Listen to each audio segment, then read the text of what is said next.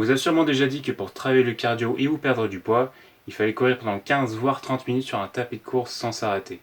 Ne vous méprenez pas, c'est efficace, mais jusqu'à un certain degré.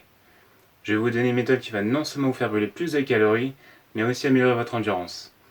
Et à la fin de cette vidéo, je ferai une annonce qui vous aidera à rester en forme pendant cette période de confinement.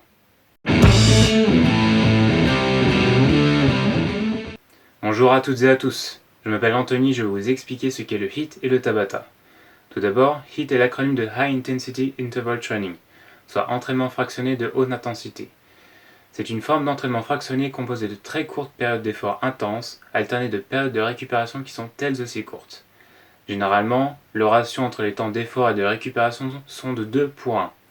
Par exemple, 1 minute d'effort suivie de 30 secondes de récupération. Mais vous pouvez très bien faire 1 minute d'effort et 1 minute de récupération. Ou alors 45 secondes et 45 secondes. Libre à vous de modifier l'intensité de votre séance.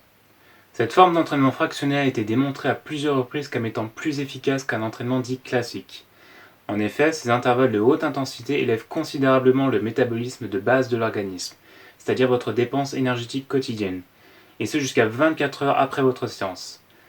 De plus, le HIIT améliore plus rapidement vos capacités de VO2 max, qui sont votre capacité maximale d'oxygène, ce qui veut dire que votre endurance est améliorée grandement. Mais vous allez me demander comment appliquer tout cela, avec quels exercices? Eh bien n'importe quel exercice suffisamment intense fera l'affaire. Vous pouvez faire du HIIT sur un tapis de course ou dehors en courant pendant 1 minute, puis en trottinant pendant 30 secondes.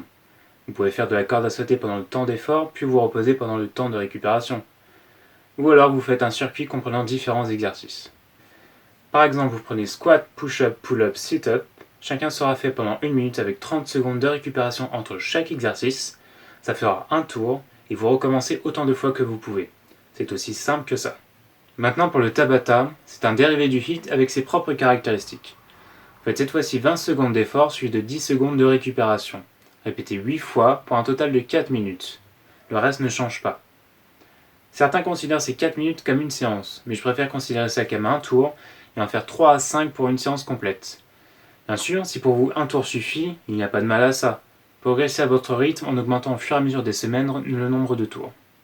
Voilà, vous savez tout. Avant de terminer cette vidéo, j'ai une petite annonce à faire.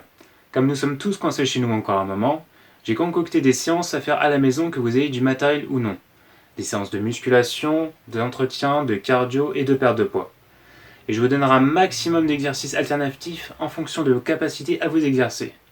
Si vous avez hâte que ces vidéos sortent, mettez un pouce bleu, abonnez-vous et activez la cloche pour être averti dès qu'elles sont en ligne.